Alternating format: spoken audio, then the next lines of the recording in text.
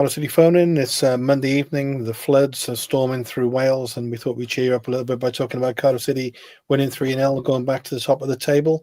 Good panel tonight. The return of Al Worth after 6.5 years away. Good to see you back, Al. Thanks for Good coming evening, on. Steve. Thanks for finding the time to join us. Thank you. Newly married Matthew Harris, thank you very much for coming on.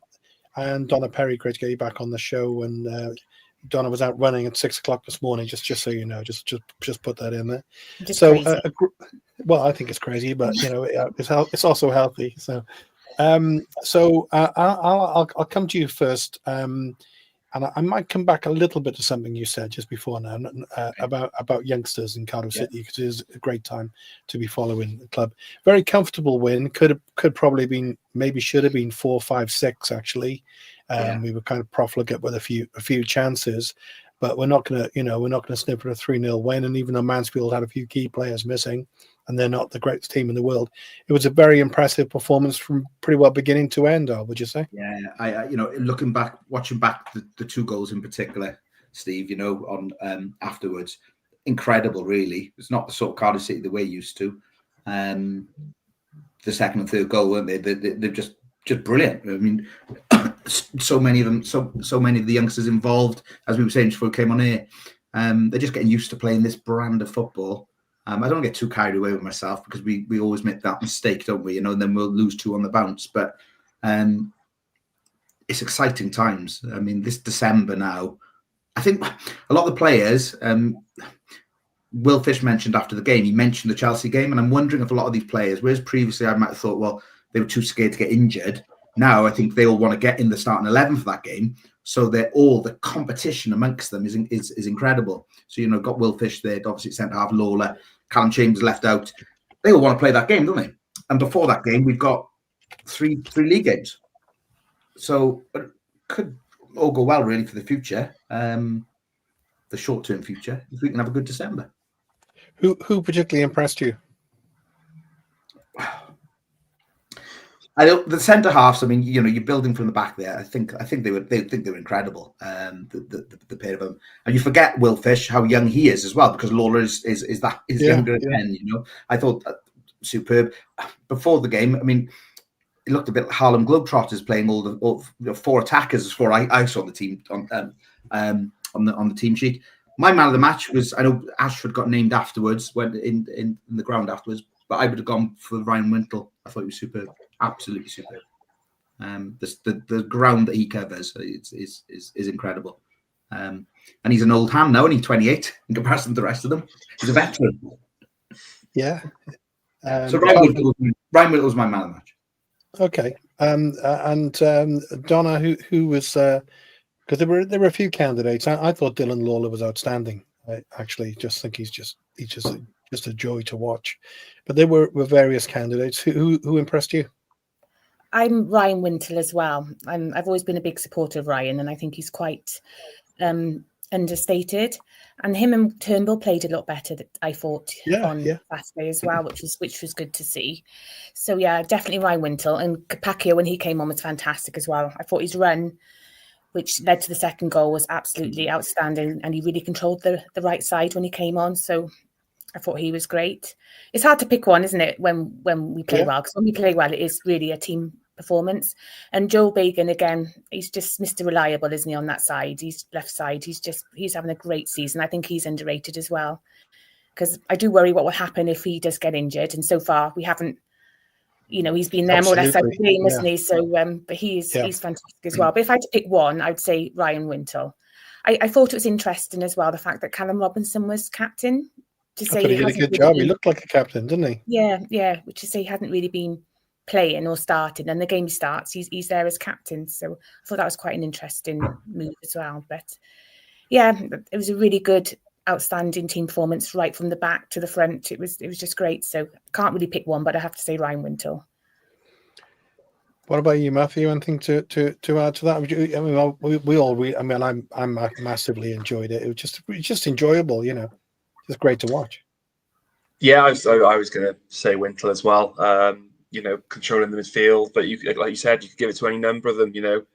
Ashford looked brilliant, Lawler looked brilliant, Trott with another great save again to keep us from being a bit nervy, but it's what a performance. Coming out of the international break, we were a bit, the inconsistencies with the lack in league games and playing away from home, not playing at home for 6 weeks.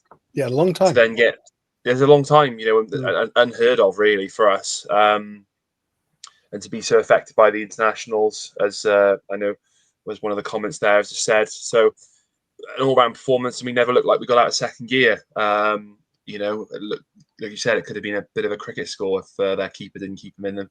We were a bit more clinical, but 3-0 at home, and you move on to the next one, you just keep going. I think I read a stat this morning that this is our best start since 2010, 2011 in terms of points. I think we had 33 points then, and we got 32 points now. So, it's looking good. Nice to have a bit of stats in there, Matt. It's nice. Get the stats in. You get them in early. Good call. We love all that. That's my only one. The comment from Steve there, Steve Thomas, who I had the pleasure of bumping into on the weekend. I was there with my mate Jeff Delacruz, and he flew over from Dublin for the game. So he flew into Bristol, landed about 8 o'clock, came straight to the game, watched the match with me, and I dropped him at Cardiff Airport to go back after the game. And then the following day, funny enough, he contacted me and he couldn't walk. He all the walking about had done him, and he's got his leg up in ice. But hello, Jeff. But we had a chat with Steve at halftime, and he's saying here, Matthew, that it has been said, hasn't it? Many City fans said. I saw Simon Willis earlier on, and he said, talking about Wintle and Turnbull in midfield before the game. Not sure whether that can work that well. But they did look good together, and I thought actually Turnbull probably had one of his most impressive games. I mean, that strike on goal, if that had gone in, that would have been a screamer, wouldn't it? Oh, it's a great attempt, and I think there are a few rumblings when the team came out, because obviously it's the first time in a while that Ruben hasn't been available.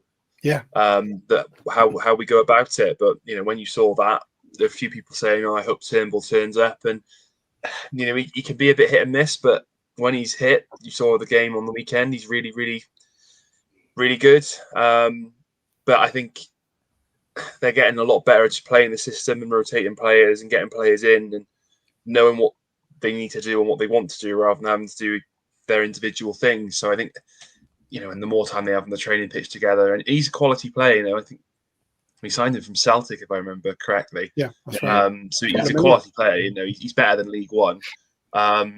So it's good to see him coming out of his shell a bit and performing and working well with Wintle, because, like we said earlier, that was probably one of Wintle's best games this season, I think. Considering the season or two ago, he was on loan and looking like he was going out. So.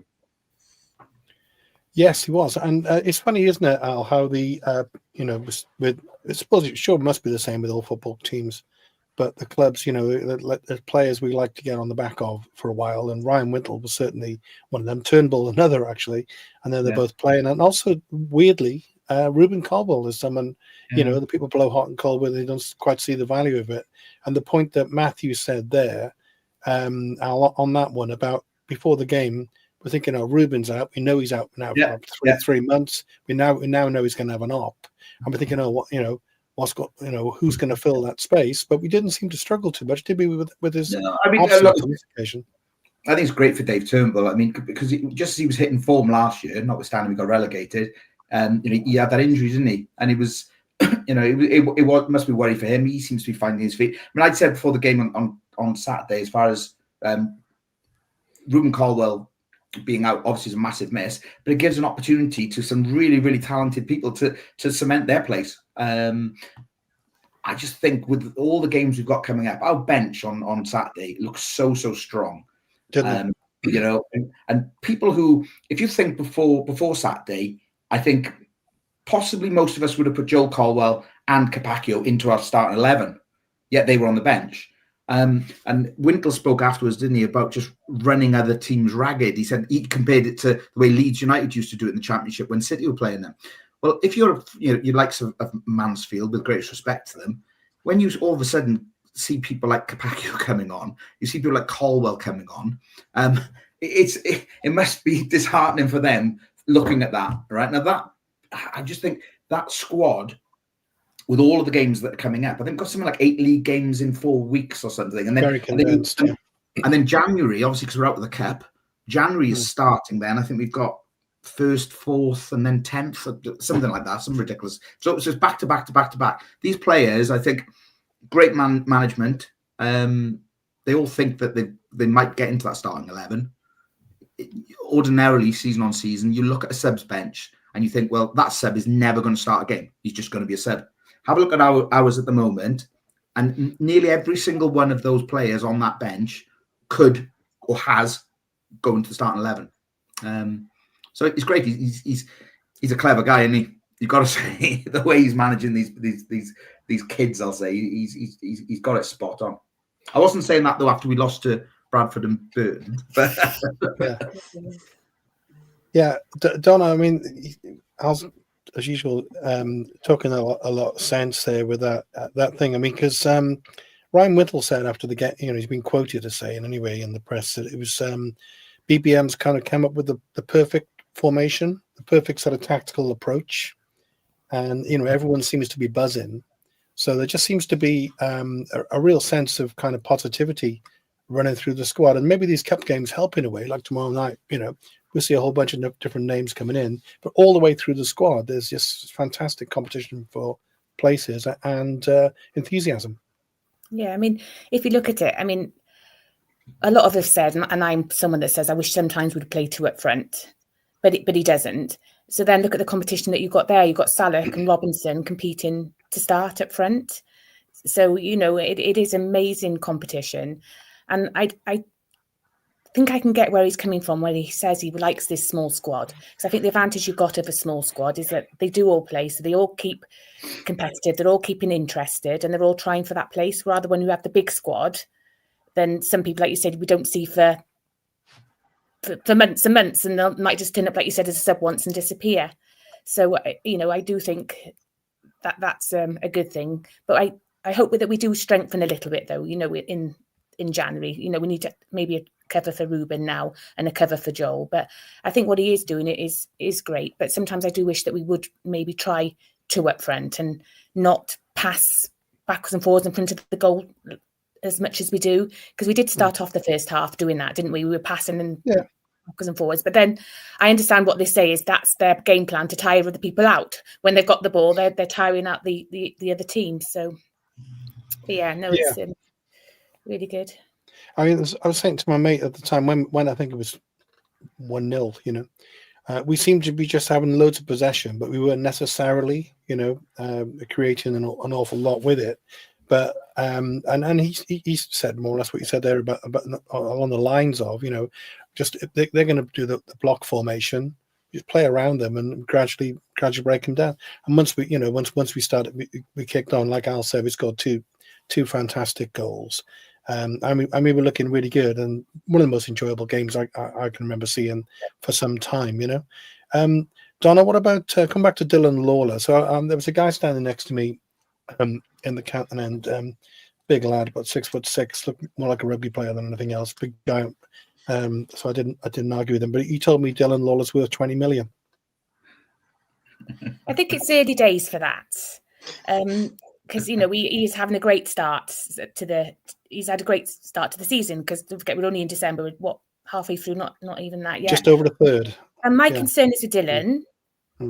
It's December, and I think he's been out injured 3 times. Only niggles, not long-term injuries, but he's missed a few games, hasn't he, with injuries. So that's one that could take money, that could take his price tag slightly down. And it's hard to say too much, because we have to remember, and I think this is where we get carried away with our points total. It's the highest we've ever had for such and such. We haven't been in League One for 23 years. So this is what we're looking at. We're different to where we've been in the past. We've always been the Championship for a long, long time, haven't we? And with 2 seasons in the Premier League. So we've got to remember we are League One. So if he's worth 20 million, maybe in years to come, if he's managed correctly and he can keep his injuries away, but I don't think he's 20 million at the moment. But hopefully in years, and I think we'll be lucky to hold on to him if we don't go up, though. Yeah. Whether we'll get 20 million from him, I don't think not yet. I mean, in the olden days, if we were offered 5 or 10 million, he'd be gone down the road, wouldn't he? So hopefully the club's taking a bigger picture than that. I love watching Dylan Lawler. It's only going to be one man's decision. That is, so that's we haven't got. That's not going to be down to the club. That's gonna be down to one man. So you know, it's gonna be someone to persuade him that if he holds on to him, he'll get more. Yeah. Well, maybe that's a really good point, because at the beginning of the season, when we went down for the Peterborough game at the beginning of the season, you know, that was the day, wasn't it? The announcement was made about the club sale, you know, all being hot air and all the rest of it. Nothing's happened since, and very much for the point you're saying, that once we get into the championship and we kick on, then everything becomes more valuable. Everything changes. I mean, and the championship now is you know, it's you can see that the amount of investment and overseas investment that's gone into the championship now. Virtually every club, if not every club, is owned by a foreign owner, very, very wealthy foreign owner.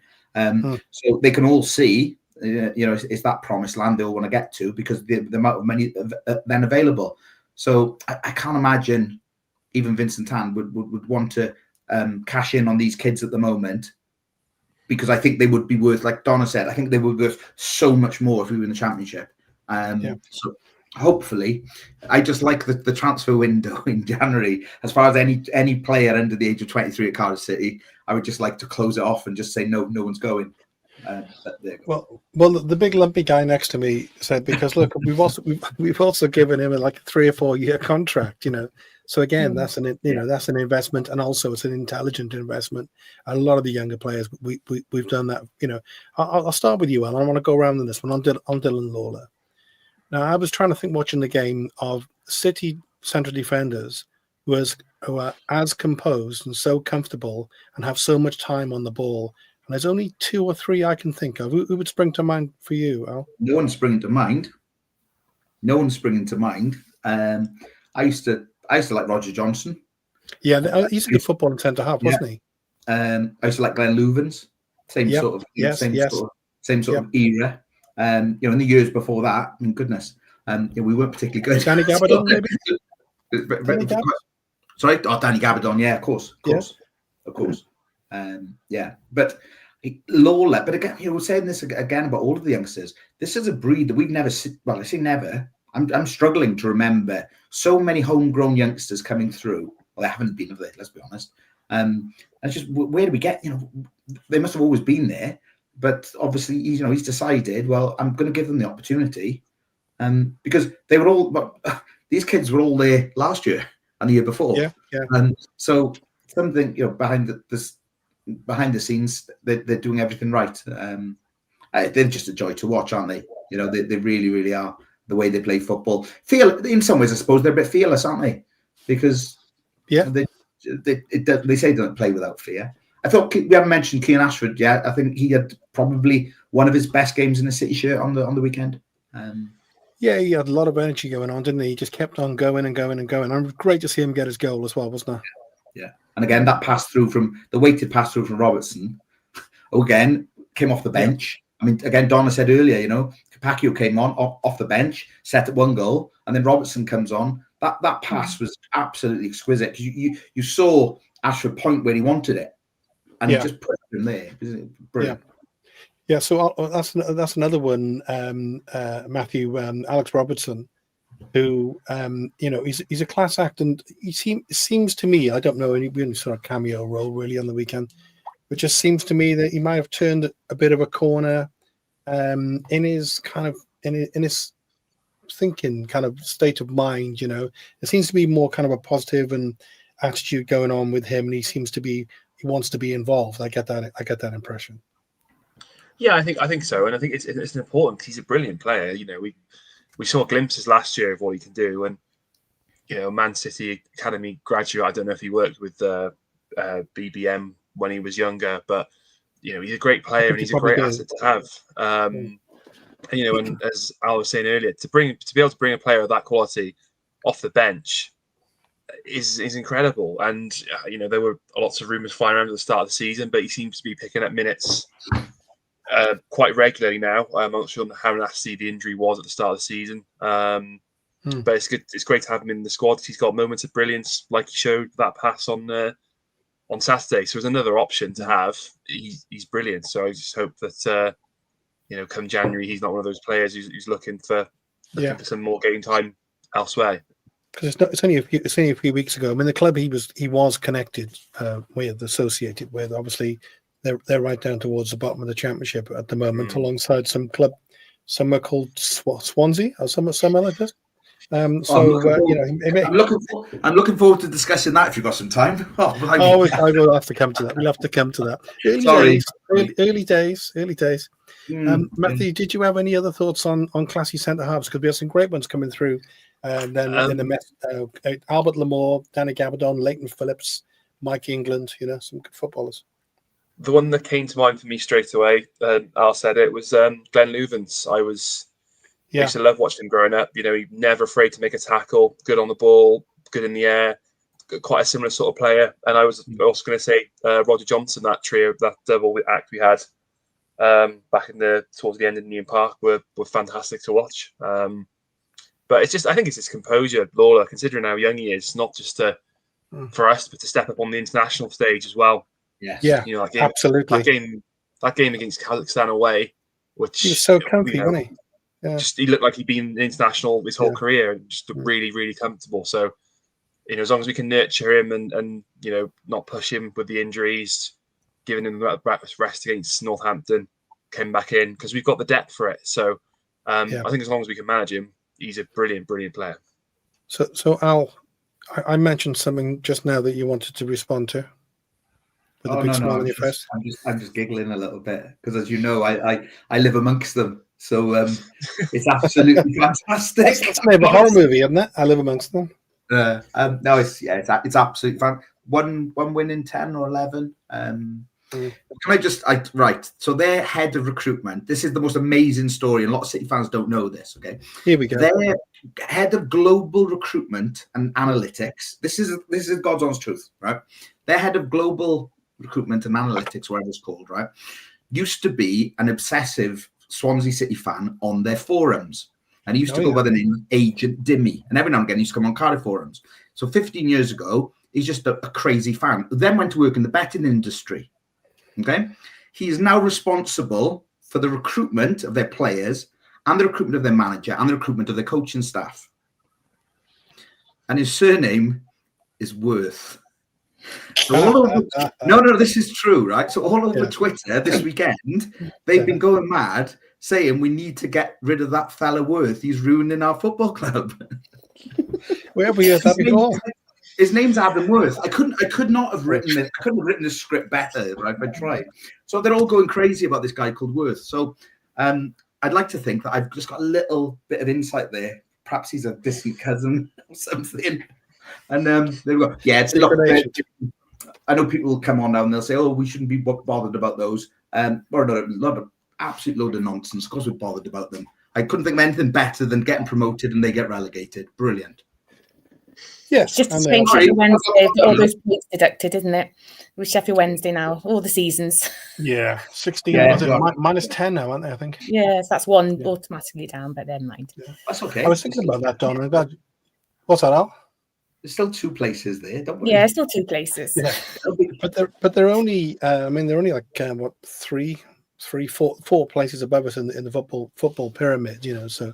Getting ever so close. It's nice. As far as our recruitment and so on is concerned, Steve, I was going to say, what Barry Murphy's done, he keeps name dropping this kind of Welsh connection with City, so he's getting everything on board now, and it's really, really, really good. He said, when he was there watching the Wales game, and he's actually put the connection between City fans and Wales. Obviously, going to encourage his players then to play for Wales. It's just great the way that's been lined up, because previously, international managers haven't always got on with domestic club managers, have they? And don't speak to each other. And but now he's obviously he's going to keep those lines of dialogue open, I think, and trying to get as many players as he can. We haven't had these home games because of the international break.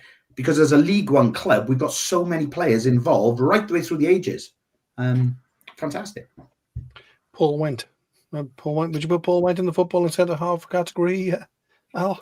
Well, Paul went when he was playing for the City. We that season he came actually. We had problems. We lost a load of strikers, and we ended up playing him up front. He scored a couple of goals. The late Paul Went actually. He died a couple of years ago. Yeah, that's right. Yeah. Sadly. Yeah, good defender. Yeah. Very hard man. Yes, and Donna, we talked earlier about central defenders. I mean, I was a non-footballing central defender, you know, on Cardiff Parks, you know. I know we never mentioned international honours for me, but when I see Lawler, what's amazing about it just he just gets the ball, and he just you know, he just traps it, noodles it around, he just keeps it, and then takes his moment. He's just so assured for someone so young an age, and that made me want to talk to you about Mr. Trott, the goalkeeper, right? Who recently, again, you know, even on the weekend, he had to make a couple of saves. He's such a good keeper. He's so valuable to us. Firstly, I wonder, stroke hope, if we might maybe try and tie him up, you know, maybe in the January window. I don't think we will. I think it'll be end of the season. But how good is he, Donna, in your opinion, again, compared to former City keepers? Because we've had some really good keepers. I asked about central defenders, you know. Firstly, your thoughts on Trott, and then other keepers who spring to mind to you as being impressive for City. I didn't think we could sign Trott unless we got promoted. I thought we had to wait until... I think that was the original idea. That was the incentive, wasn't it? But whether we do it earlier, I don't know. Okay, let's just say, right, we're getting promoted, we'll have you now, January. No, but I think he's absolutely fantastic. I'm a big fan of him. Like you said, he's just got octopus arms. And I knew when we played against Mansfield that it was going to be a clean sheet. You could just tell. I just knew that no one was going to get past him. When we would 1-0 up, I just knew that was a clean sheet. And I don't think he's made many mistakes, has he? Because the goals he has let in have been, you know, not a goalkeeper mistake. It's just been worldies or penalties or, you know, defender mistakes. I think he is superb. Now, we have had good goalkeepers in the past, haven't we? So, I mean, David Marshall, I think Smithies and Neil Etheridge were great goalkeepers as well. But he does seem at the moment to be on like a different level.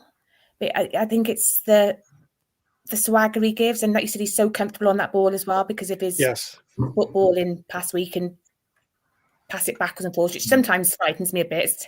But I think he's superb, and if we could keep him, he's like giving us an extra player on that pitch, isn't he? He's like two of them. But we have been fortunate in the past that we have had some good goalkeepers. You know, the David Marshalls, Smithies, Neil Etheridge was fantastic. You know, when we got up, he was our player of the year when we went up to the Premier League. But he is up there. It's early days to say if he's going to be a legend, because like I said, we all get carried away. So need to sign him first. Happen. But but no, I think he's great, and if we could keep him. And I do think as well, what's his name? Turner, the number 2. Yeah, he shows promise, doesn't he? Good prodigy. Probably play tomorrow. We have to remember as well, we still got Ethan Ofaff. Ethan Ofaff is our player. Yeah. We have still got. He's got an interesting season ahead of him, hasn't he? You know, minus 10 points to Sheffield Wednesday. And we still got Amwick, haven't we, as well? He's still. Well, he's still. Yeah, I think he'll get it. Yeah. There's another young lad called who they fast tracked right the way up on the basis they've seen him. Surname Higgs, I think it is. Yeah, Higgs. Yeah. They basically they fast tracked him into it on the basis that they'd seen something in training. And again, another young lad. Yeah, I feel sorry for Falnwick in some ways, I've got to say. But yeah, he'll probably go in January, I imagine, when he'll be gone. Yeah, I don't know, Matthew, what's happening with Jack, because I think he's gone back to his family area, and he says there's just some issues going on, and obviously we wish him well with that.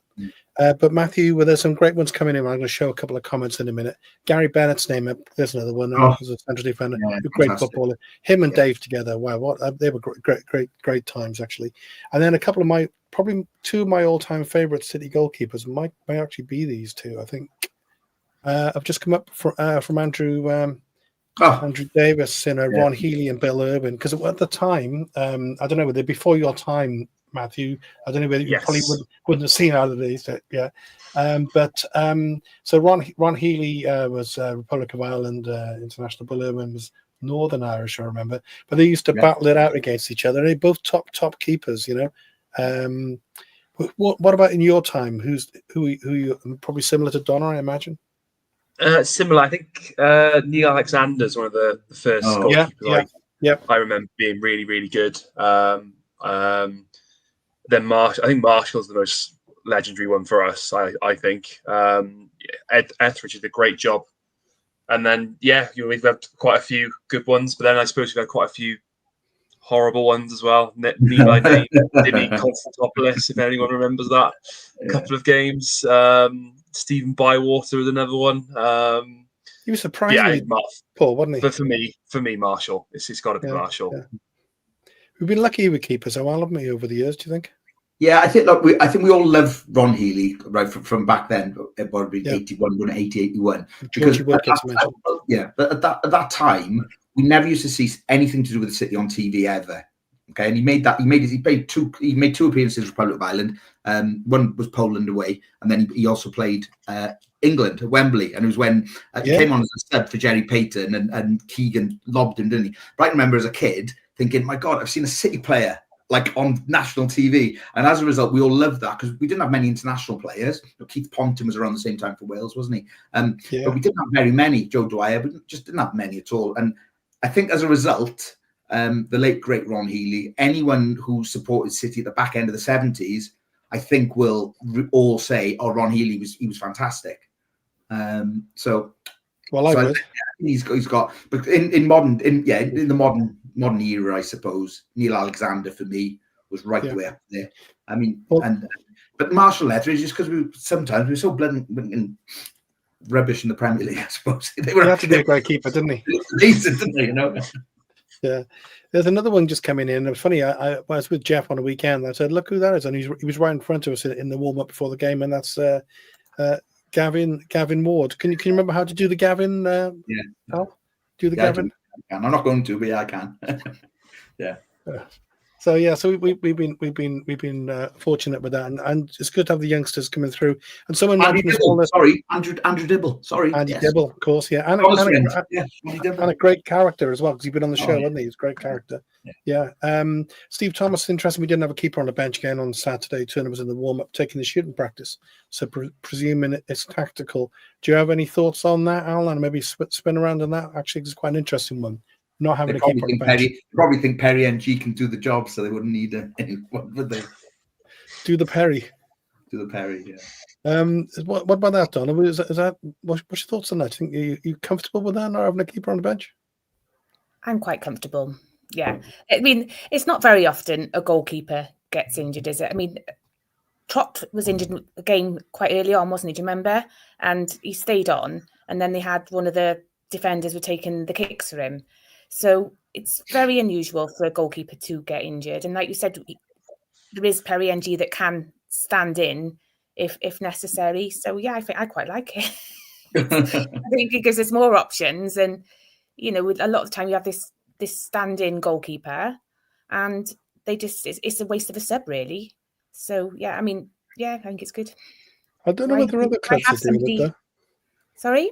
I'm not sure. I haven't seen many other clubs doing it. I haven't. But they haven't got Perry NG, have they? No, that's right. Yeah. So, he caught the ball once, and the whole crowd went nuts. We might have Trott once. Trott might play in midfield one day. Yeah, well, he's a good. Yeah, I bet he probably does in the week. In the Schmeichel, another one which has come up. Yeah, Schmeichel was a good keeper. So plenty good keepers there. So I was going to ask you something then, Matthew, but it's slipped my mind. Going back to what Wintle said about this perfect system, everything slips my mind. I don't know if you noticed. Wintle's perfect system thing. What for you? What would you, is that what BBM's done? Is it so noticeably different to what we've done before? Well, there's an actual.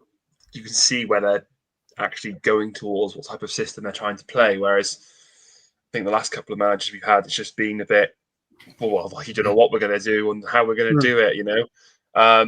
So, you know, they're clearly, possession based, keep the ball, happy to pass the ball back if they need to keep the move going. I was listening to an interview with BBM on another podcast this week, and you know you can see it in all the presses. He talked about trying to instill this philosophy of, keeping the ball, getting it forward at the right time, making the right passes, and it seems to be working. But then, you look at games like, I think I commented earlier, Mansfield are realistically a mid-table team in League One. And, when we played Bradford, they blew us off the park. So it's going to take time, but you can see the general direction of where it's heading. And I think the fans are fans are all behind it from what I've heard. Well, thank you, and let me give you the first chance to respond to this question from Graham. With the squad we have now, because it's going to keep on building, isn't it, as we get towards January? With the squad we have now, and Donna alluded to it earlier, what positions would you sign? Where do we need strengthening, Matthews, you think, in January? I mean, I wouldn't say no to another striker. Yeah, and then we're a bit light on the wing. But other than that, it's too much. Don't want to disturb the squad a bit. I don't know, because you don't know who's going to go out, and it's going to be very interesting January. But I think we only need 2 or 3, maybe a little bit more experience. But I don't think we need wholesale changes. I think we've got quite a good squad as it is. And Al, you'd expect probably a few of the youngsters to go out on loan in January as well. Do you think get more game time? We just think positionally. I was just trying to work out, if we had any injuries, and we've got 2 for each place. I'm sure someone will correct me on this, but Bagan, age 20, left back maybe. Just beat me to it. Sorry. Bagan, Yeah. Thank you very much.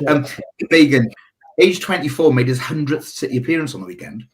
I love Joel Bacon. Obviously, 100 games. It's incredible. But I think we'd miss him. I don't think. People say we can always improve. I think there's the room for improvement is amongst those who aren't in the team. Just get them play. Being stronger, fitter. I wouldn't sign anyone. And it's the first time I've ever said that. And crikey, previous years I'd given you 11 names.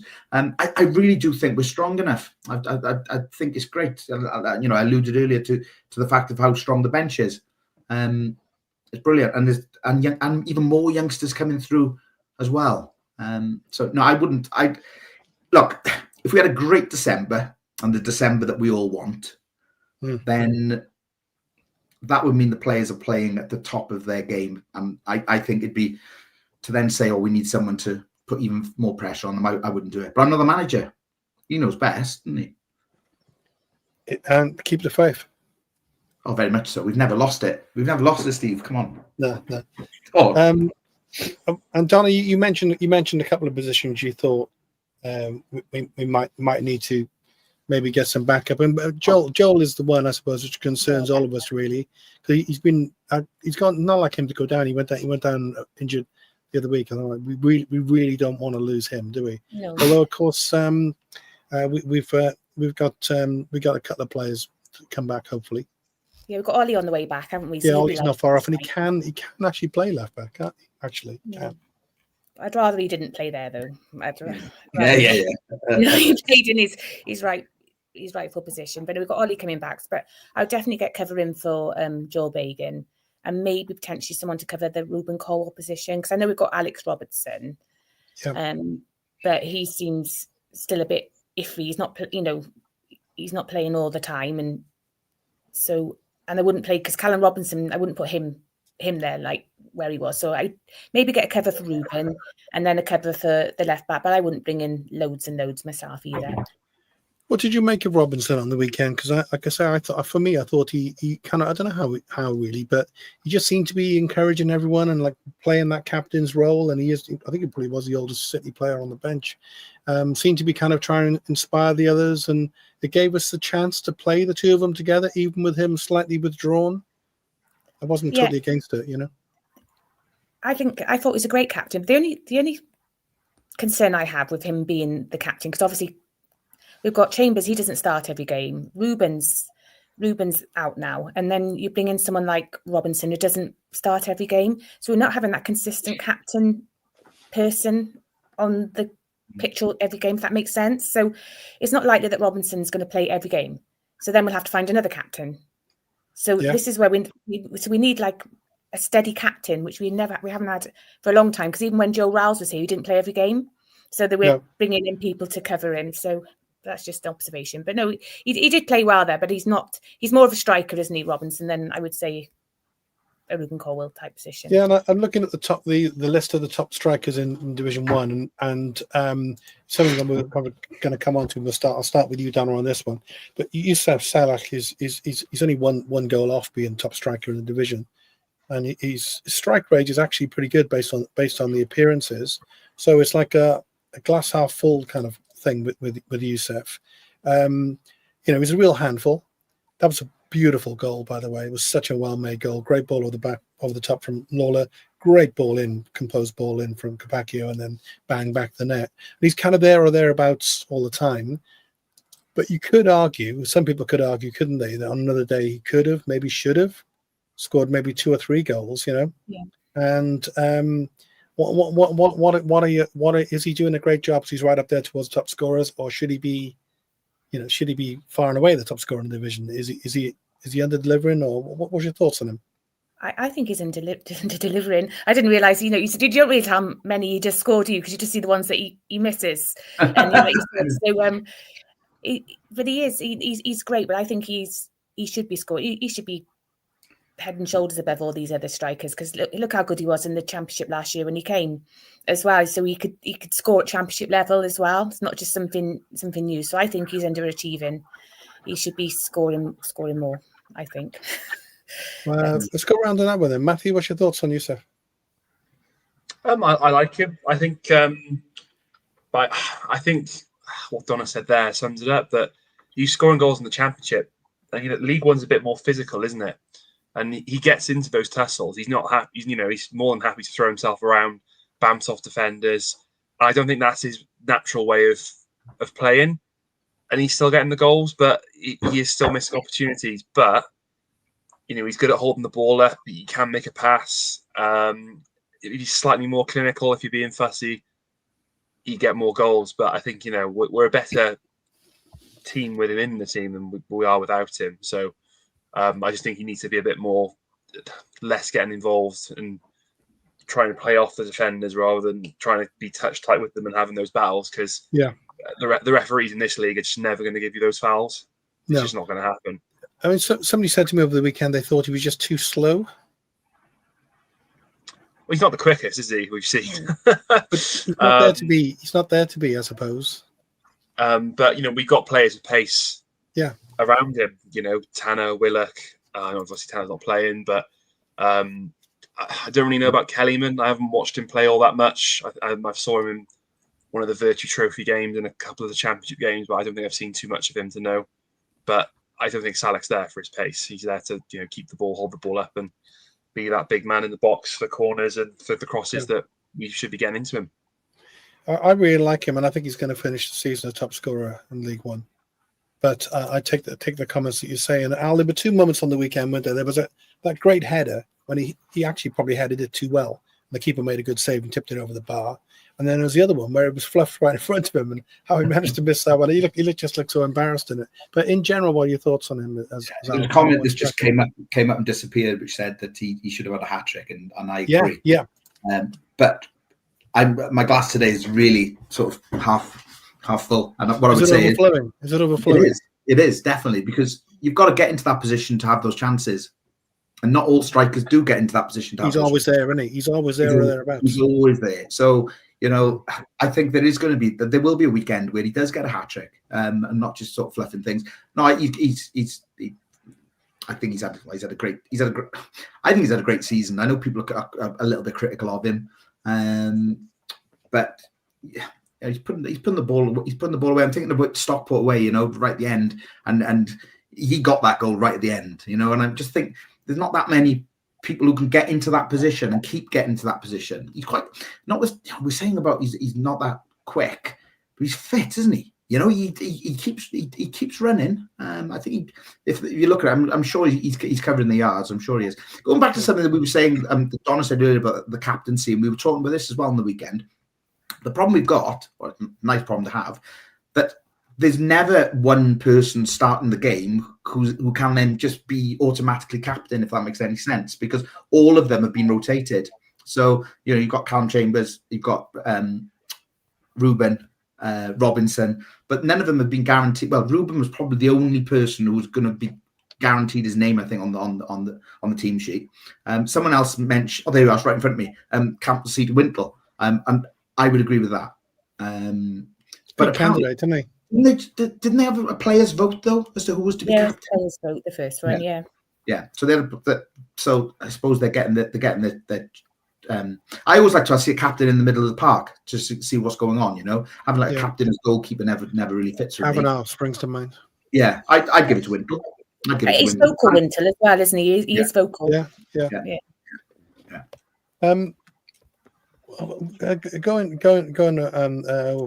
on the same point, Donna. Maybe I missed it. Maybe it didn't really matter. But when Robbo went off, then because the captain's armband was flying around. Who ended up being the captain? I don't know. I didn't see. Was it Ryan Wintle? I don't know. I didn't even know who it was. Don't even know who it was. No. And on a similar note, in a way, because Perry NG's kind of a candidate in terms of his seniority, except he'd be barking at the ref and get booked all the time. But he's got that kind of leadership, and he wants to win and all the rest of it. But we surprised. Why did he go off on the weekend towards him? Perry went off, didn't he? Didn't Perry G get substituted? Yeah. Did he have a knock or something? No, I don't think he had a knock. It was just change. Yeah, I didn't see him get injured. I've not heard he's injured. Yeah, I just a little bit surprised. And of course, when if he wants to play, the other way of doing it, of course, you play Perry and G, keep him on, and then you play Capaccio further up. Perry and G was injured. We were in trouble for the goalkeeper there, weren't we? Yeah. We would have been, wouldn't we? Yeah. So I didn't understand what do you think about that? Capaccio playing further forward and Perry and G in behind him. I thought that worked. I like that. I think that because he's quick, Capaccio, isn't he? He carries so I think that works really well, that formation. Because the second goal went into Capaccio when he ran up and passed over. It was fantastic, I thought. Brilliant. I thought that was better than the third goal myself. Yeah, I agree. I thought for me it was the best worked goal of the three.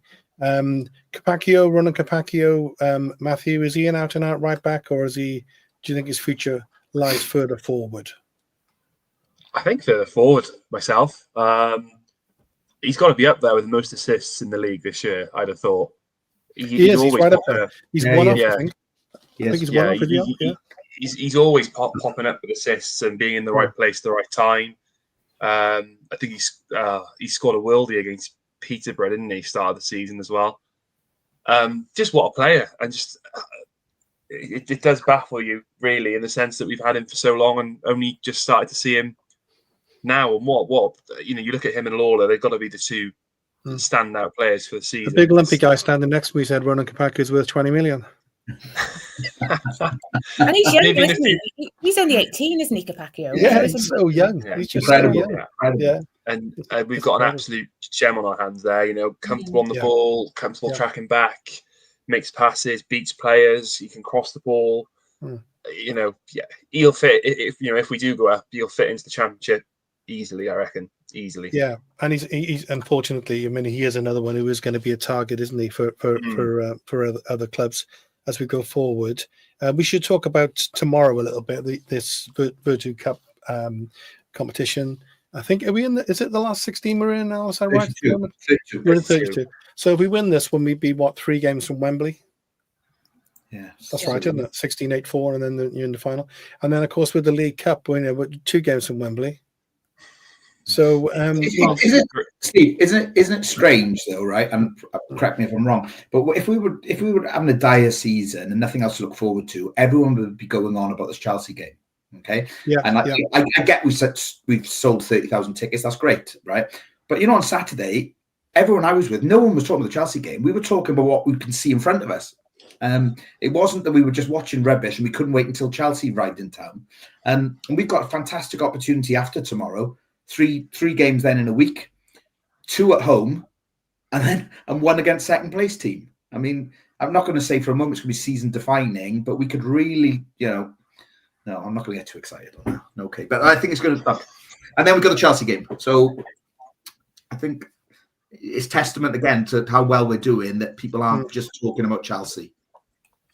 And yes, and are you also happy? Because we'll talk about the Chelsea game as we get closer to it. I watched Chelsea play Arsenal actually yesterday. Doing a bit of scouting. See what we're up against. So we got this game tomorrow against Wimbledon, and it's going to be predominantly the kids we think aren't playing. Would you say? Oh well, he said after the Arsenal game that he would be. So you give them first choice. That's got to be right. In the same way that when Chelsea come down to us, perhaps they'll change and play a second team. I don't know. This is a third team, isn't it? I suppose it's a third team. They got so many players. They could play a fifth team. I'd be interested. I wouldn't like to know. I wouldn't if Wimbledon. I went up there to watch us play Wimbledon at the start of the season. Okay, so tell us about that then. What are they like?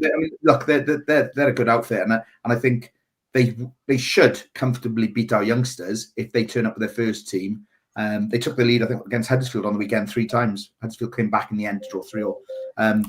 But Wimbledon, I think they're a good team. So, I mean, I wouldn't like to put any predictions for tomorrow. And having said that, I haven't seen the youngsters other than that Arsenal game. So, that was great, though, wasn't it? Yeah, but it's the unknown, isn't it? Yeah. But it was so enjoyable, wasn't it? It was, just the kind of enthusiasm and the dynamism of the experience for the players. It means so much to them. It's that playing without fear, isn't it? Having fun. Yeah. That's what it's all about, really. Of course, that goes both ways, Donna, doesn't it? With the youngsters, that they don't have those filters that I don't know who I'm talking about here. Older people can have, yeah. But because they just kind of throw caution to the wind, sort of thing. I suppose it can go both ways. They're going to make mistakes. They're learning, but it's exciting to have this batch of youngsters coming through, isn't it? Oh, amazing, definitely, and for them, it's their cup final. This is their cup, isn't it? They're playing to impress. They want to win. They probably want to win more than this more experienced players. So I think it'd be good if it is the kids and. Let them have their cup final. Let them have their glory, isn't it? And what about players like Osho and these kind of players who haven't played much? Did you give them a bit of game time as well? At the end of the day, Osho is apparently a good player, isn't he? So he had a bad start. So maybe it'd be nice for him to have a game that doesn't have that much pressure on him to try and get his confidence back and see. I think so. I tend to think so. I mean, like we were talking, there and not play, can he? We bought him. No. He's our. Well, we've got to think.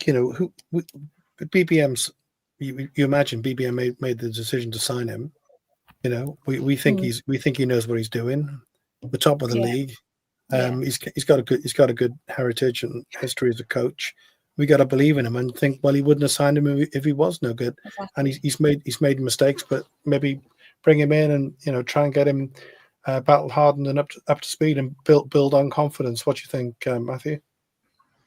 Yeah, I think so. I think when we signed him, I think Luton fans were saying we've got ourselves a good player there. Yeah. And he looked really good in the Championship. And I'm not sure. Did he play with the Premier League with Luton? I'm not sure. Yeah, he did. Yeah. So obviously they got relegated, but it wasn't. They weren't getting thrashed every game. So. Yeah, I think we've got a good player there. He made that bad back pass and caused the goal. And, at the end of the day, he's competed against some good players in Lawler, Fish and Chambers. So you probably thought he's going to come in and go straight into the starting 11 and get the game time. So I think a game like tomorrow is a perfect opportunity. And if he's carrying a niggle or what, I don't know. But, it'd be the perfect opportunity to give him 90 minutes against league opposition, because I think Wimbledon will probably go for it tomorrow. And of course, Martin Ryan mentioning Kellyman, be interesting to see him play as a 10. Gives us a chance to try things like that, doesn't it? It would be, yeah. I mean, look, going back to Osho for a moment. I mean, Will Fish, for example, has raised his game because he knows he's got competition. And I was listening to Barry Murphy, a playback of his interview with Rob Phillips off BBC, and he, instead of just lavishing praise on the youngsters, he said, because they were talking about Will Fish's second goal of the season, and Barry Murphy turned around and said, yeah, well, we're expecting that from him because he should be scoring more. And I was like, wow, it's hard going, isn't it, really? But I think with that competition, I think at the moment Fish and Lawler are our best pairing, but I don't. Absolutely. City fans love a scapegoat, and until Fish has been playing so well recently, a lot of people were quite happy to put the boot in on him. And now the current one would be Osho if he came back and made one more mistake. I think, again, we love a scapegoat. So before that was Willock, wasn't he? But then he scored some goals. He's looking good again, isn't he? Exactly that. Yeah. There's always one, though, isn't there, Donna? There's always, one. like, the non-flavour of the month, somebody's taking a bit of abuse. Ruben Colwood used to get loads of abuse. Yeah. And I think that's going to be interesting over the next few games. Donna is with him. He's out for sort of 3 months plus. Yeah. How much will we miss Ruben? Or will we not? Only kind of time will tell. But it will show the value of Ruben Cobble, I think, won't it? While he's not there. Well, again, so many people even now think he's lazy or he's inconsistent. Yeah. I don't see that, and I think we're going to miss him. But let's hope we don't, and let's hope that Robertson can step up as well. So, but yeah, I think he'd be massive. But I love Ruben. I think he's fantastic. So. Yeah, I think we're all I'm devastated that he's going to be out for a while. And when he went down, I said last week, Al, funny with Ruben, because he's 6'5" and whatever, but he's a touch player, But when he goes down, you he's injured. He doesn't. Yeah, he's not that kind of player to go down. Yeah. Changes for the Huddersfield game. Any changes for you, Al? He will make some. Guaranteed. Yeah, he will.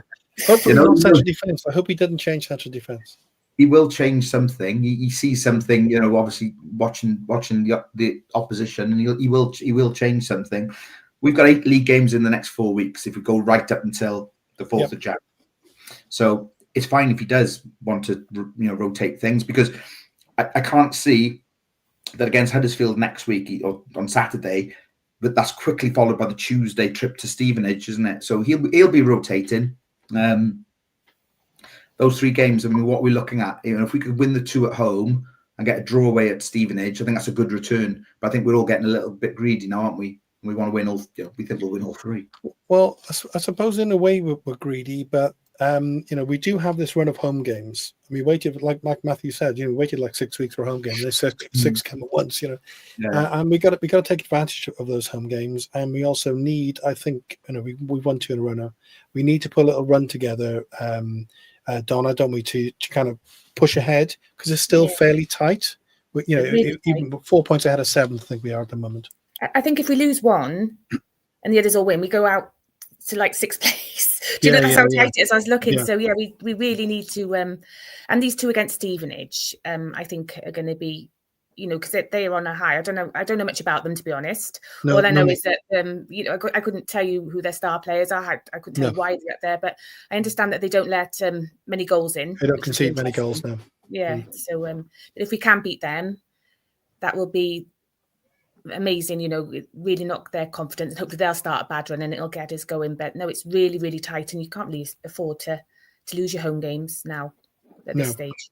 At some point, we have to put a run together, and hopefully the 3-0 lifted us, so we can score goals, and we the game plan's working, and we kick on, because then the other side of Christmas, if we're a few points clear, then maybe we can look at the squad more holistically and see what we do from there. Wimbledon at home and then Huddersfield at home. We'll just whiz around on that. Matthew, score predictions?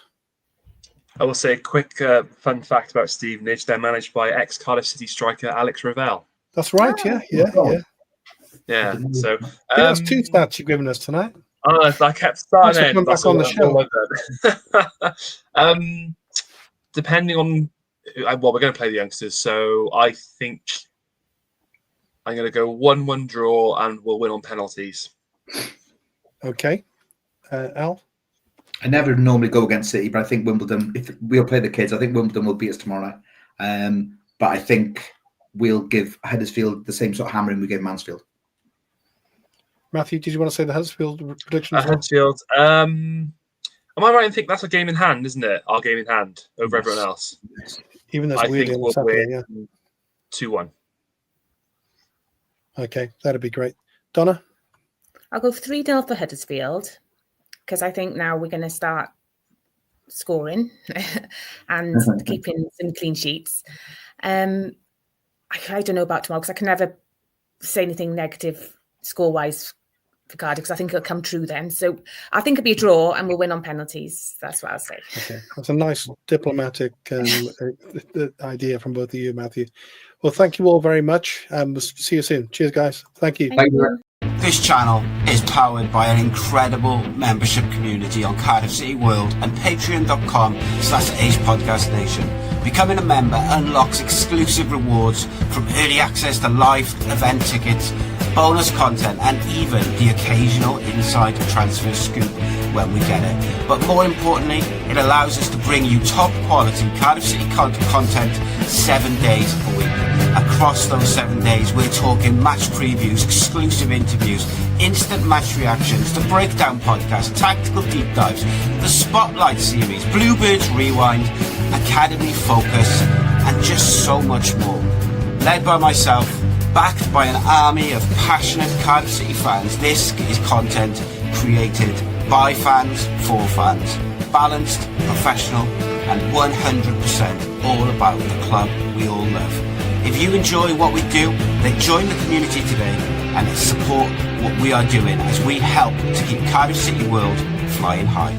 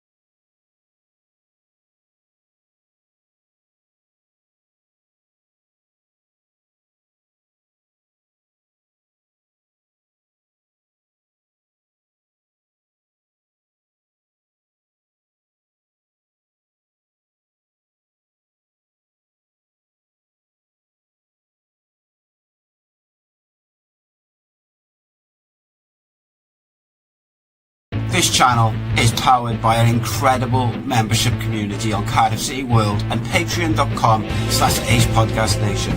Becoming a member unlocks exclusive rewards from early access to live event tickets, bonus content, and even the occasional inside transfer scoop when we get it. But more importantly, it allows us to bring you top quality Cardiff City content 7 days a week.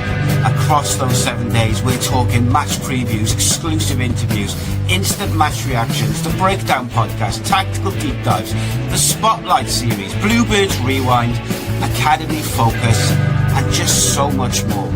Led by myself, backed by an army of passionate Cardiff City fans, this is content created by fans, for fans. Balanced, professional, and 100% all about the club we all love. If you enjoy what we do, then join the community today and support what we are doing as we help to keep Cardiff City World flying high.